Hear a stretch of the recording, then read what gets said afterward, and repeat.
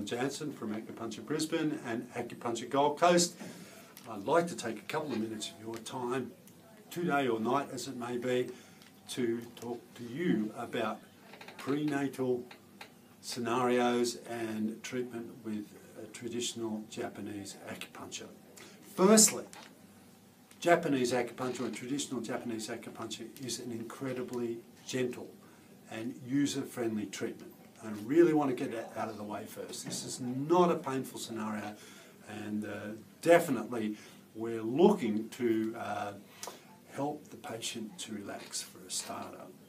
I think the best way to approach prenatal treatment would probably briefly split it up into the 3 trimesters, first, second and third trimester.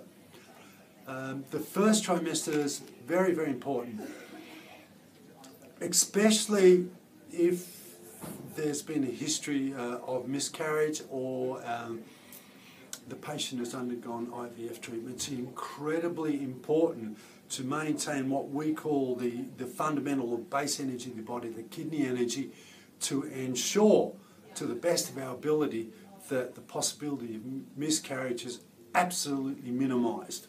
This is one of the incredibly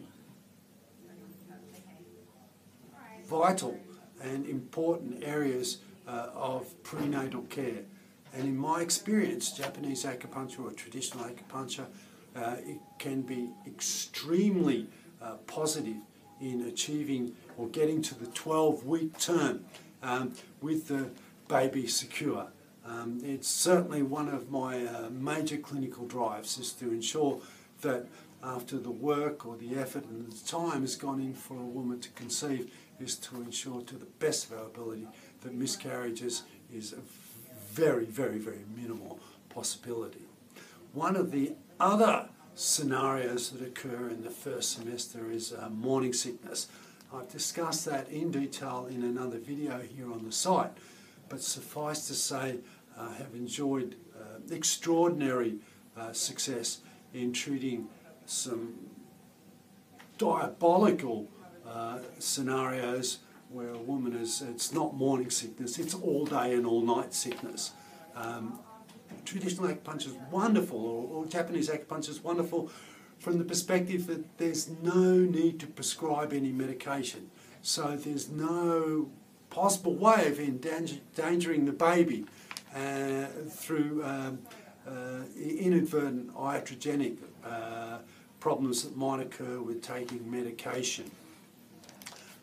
And I love this work. I have worked intimately with many, many, many would-be or to-be mothers and prenatally for over 20 years now.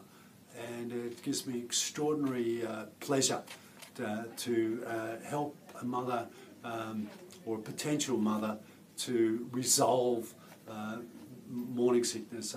It's diabolical. It's a strive and such a beautiful thing to be growing a baby, but to be so sick as a result of growing that, it's an injustice. And I love nothing more than to helping a mother or would-be mother, to-be mother, to resolve that condition. And likewise with the potential miscarriage, it's very, very special to get the mother, the pregnant mother, to that end of that 12-week cycle and get them into a more secure, more relaxed scenario with pregnancy.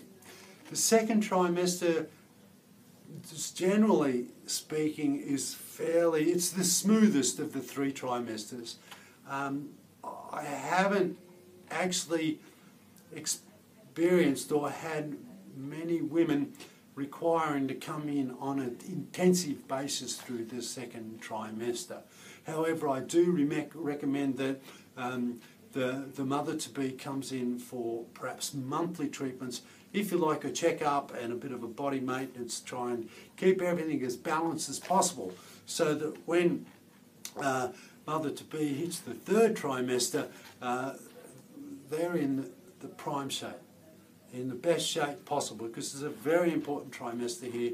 This is where, obviously, the action takes place. I've worked with innumerable pregnant women in helping to reposition breech babies. I have lost count of the number of women I've helped to induce labour, to help the mother avoid chemical induction. Not a particularly pleasant process, so I have been told.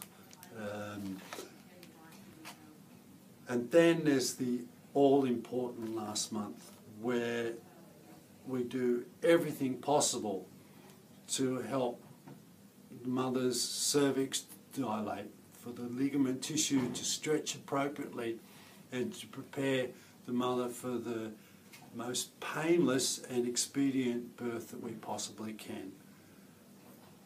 I think one of the greatest pleasures I've had in my career was to assist my daughter in the preparation for the birth of her 2 children.